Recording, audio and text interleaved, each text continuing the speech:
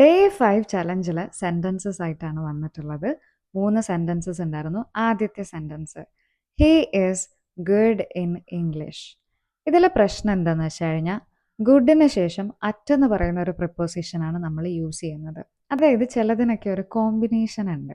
അപ്പം എന്തെങ്കിലും ഒരു കാര്യത്തിൽ if someone is so good at something, ഗുഡിന് ശേഷം അറ്റ് യൂസ് ചെയ്യുക, ഗുഡിന് ശേഷം ഇന്നല്ല, അത് തെറ്റാണ്. ഗ്രാമാറ്റിക്കലി അവിടെ തെറ്റാണ്. ഗുഡ് അറ്റ് അതിനുശേഷം എന്തിലാണോ അയാൾ മിടുക്ക് കാണിക്കുന്നത് അത് നമ്മൾ പറയാം. Good at maths, good at solving issues, good at cooking, good at dancing, എന്തോ ആയിക്കൊള്ളട്ടെ.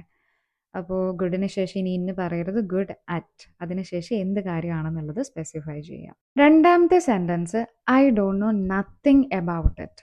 ഇതിലെ പ്രശ്നം എന്താണെന്ന് വെച്ച് കഴിഞ്ഞാൽ ഇതിൽ ഡബിൾ നെഗറ്റീവ്സ് ആണ് നമ്മൾ യൂസ് ചെയ്തിട്ടുള്ളത്. ഡബിൾ നെഗറ്റീവ്സ് അങ്ങനെ യൂസ് ചെയ്യാൻ പാടില്ല.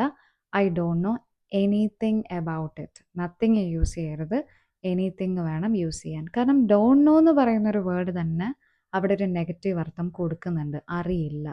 പിന്നെയും നമ്മൾ നത്തിങ് എന്ന് പറയുന്നൊരു വേർഡ് അതിൽ യൂസ് ചെയ്യരുത്.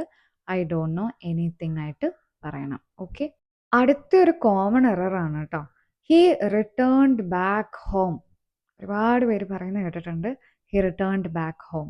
റിട്ടേൺഡ് എന്ന് പറയുന്നതും ബാക്ക് എന്ന് പറയുന്നതും സെയിം അർത്ഥമല്ലേ? ഹി കെയിം ബാക്ക് ഹോം എന്ന് പറയാം. ഓക്കെ, അവൻ വീട്ടിലെത്തി. അതും ഹി റിട്ടേൺഡ് ടു ഹോം എന്നും ചിലർ യൂസ് ചെയ്യാറുണ്ട്. ടു ഒന്നും യൂസ് ചെയ്യണ്ട, ഹി റിട്ടേൺഡ് ഹോം എന്ന് പറയാം, അല്ലെങ്കിൽ ഹി കെയിം ബാക്ക് ഹോം. ഇതിൽ എന്ത് വേണമെങ്കിലും പറയാം. ടു എന്ന് പറയുന്ന പ്രിപ്പോസിഷൻ യൂസ് ചെയ്യാൻ പാടില്ല. പിന്നെ റിട്ടേൺഡ് പറയുകയാണെങ്കിൽ അതിൻ്റെ കൂടെ ബാക്ക് യൂസ് ചെയ്യരുത് കേട്ടോ. കാരണം രണ്ട് വേർഡിനും സെയിം അർത്ഥമാണ് വരുന്നത്. തിരികെ എത്തുക എന്ന് പറയുന്ന അർത്ഥമാണ് വരുന്നത്. സോ ഒരേ മീനിങ് ഉള്ള രണ്ട് വേർഡ് എന്തിനാണ് യൂസ് ചെയ്യുന്നത്? അപ്പോൾ നമുക്ക് അടുത്ത ദിവസം അടുത്ത ചലഞ്ചുമായിട്ട് കാണാം. I hope today's video was helpful. നമുക്കപ്പോൾ നാളെ കാണാം.